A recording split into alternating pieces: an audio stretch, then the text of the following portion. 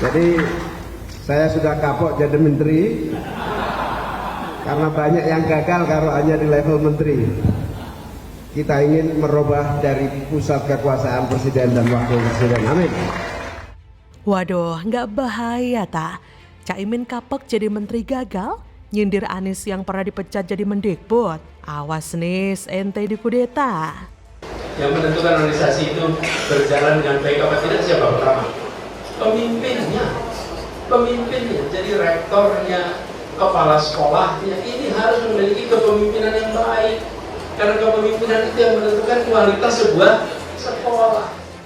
Pak Anies tiba-tiba melontarkan kritik pada sistem pendidikan di Indonesia.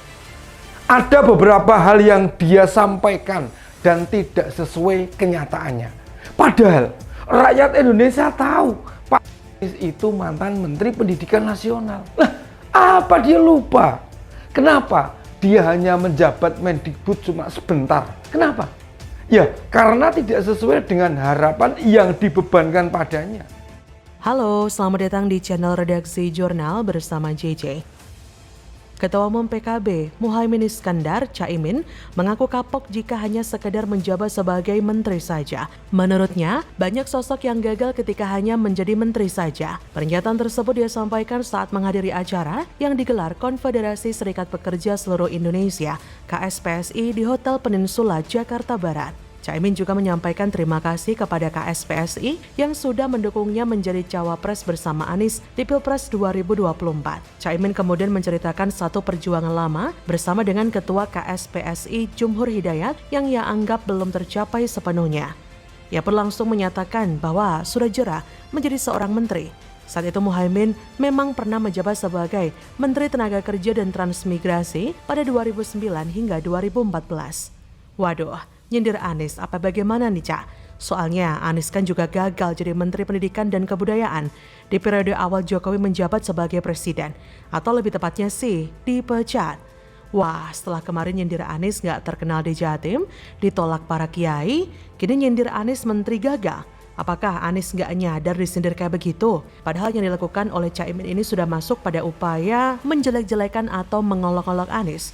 Bahkan ada bau-bau Caimin membanding dirinya lebih layak menjadi capres dibandingkan dengan Anies dan bisa jadi akan mengkudeta posisi capres Anies. Kebiasaan pengkhianat yang demen kudeta ya begini ini. Ketika ada posisi yang sepertinya menguntungkan dirinya dan bisa dikudeta, maka dengan hati-hati akan melancarkan aksinya. Maka dari itu hati-hati saja Pak Anies, bisa-bisa posisimu dikudeta sama Caimin. Sebelumnya, Caimin pun menceritakan bagaimana dirinya bisa berdua dengan Anies. Ia mulanya mengatakan jika dirinya diajak Ketum Partai Nasdem, Surya Paloh untuk makan malam. Dalam pertemuan itu terjadi diskusi yang panjang dan lebar. Kedua partai pun memiliki target yang sama, yaitu capres. Karena kedua partai memiliki target yang sama, Surya Paloh pun menyimpulkan bahwa partainya telah memiliki capres.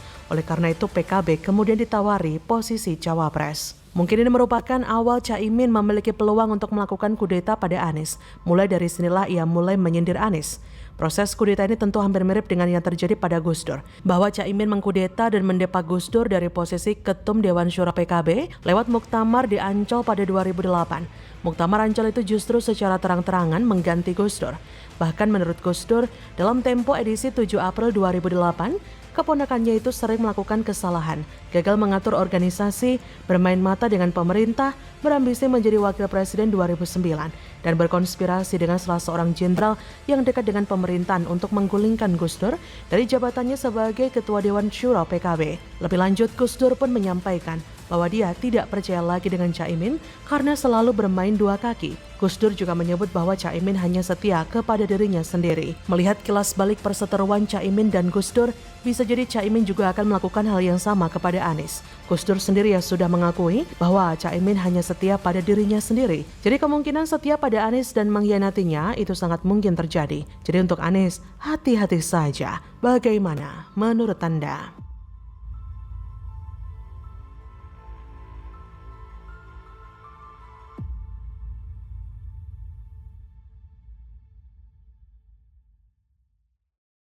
Gerindra sudah pasti ingin memanfaatkan situasi ini karena cita-cita mereka dalam 2 periode untuk mengangkat Prabowo menjadi presiden belum kesampaian.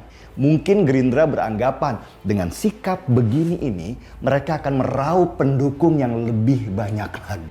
Berkelit, Anies menolak disebut dekat dengan Kadrun, Rizik auto berang. Siap bocorkan perjanjian dengan Kadrun? Waduh, geger nih.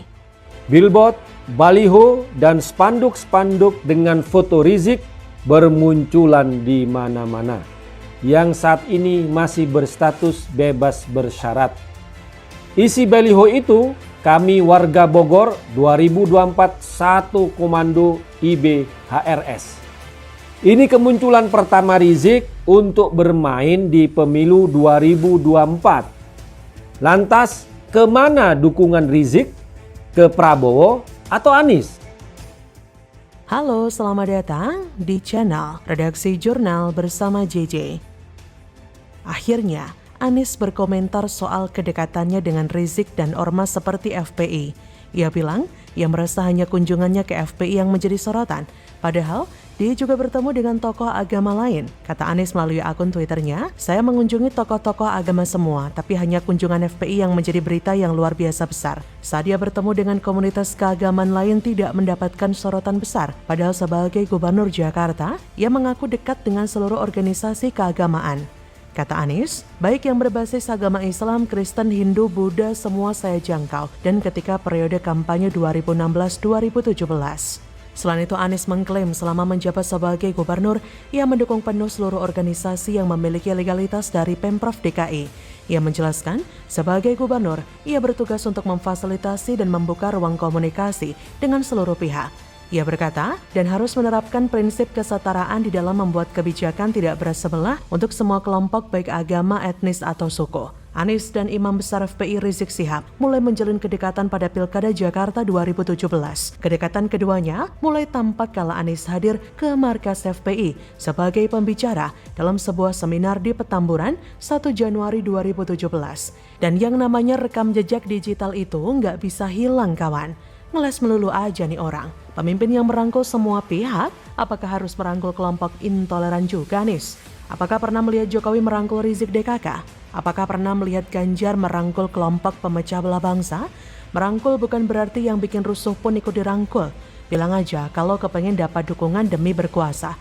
Anies ini apapun akan dia lakukan demi memenuhi hasrat politiknya. Berapa kali Anies sowan ke Rizik? Bahkan ketika Rizik baru saja pulang dari Arab Saudi, setelah tiarap 3 tahun, Anies yang paling sibuk menjenguk. Kalau tidak sedekat itu, mana mungkin Anies datang? Hanya yang punya hubungan khusus yang memungkinkan Anies bertemu Rizik di saat dia baru pulang.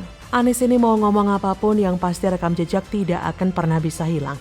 Anies akan selalu dikenang sebagai mantan gubernur yang menang karena didukung oleh kelompok intoleran yang memakai politik identitas dan mengazab-azabkan lawan politiknya. Politik identitas paling parah terjadi di Pilgub Jakarta 2017 yang terang-terangan dimainkan oleh pendukung Anies yang terhormat. Rekam jejak itu abadi kawan, mau ngeles kayak apapun percuma. Ini kayak rekam jejak Prabowo di zaman Orba, yang mana orang-orang akan terus mengungkit penculikan aktivis pro-demokrasi, akan selalu dikuliti habis-habisan. Anies bisa belagu saat di Jakarta, tapi jangan harap bisa belagu di Indonesia. Anies adalah orang yang jauh dari kata ideal untuk kategori pemimpin. Demokrasi aja diperang habis-habisan. AHY aja dihianati sampai segitunya. Dengan muka tidak bersalah, Anies move on seolah itu adalah hal biasa yang tidak usah dianggap serius. Anies ini lebih baik jadi calon ketua RT saja. Rizik itu sudah masa lalu.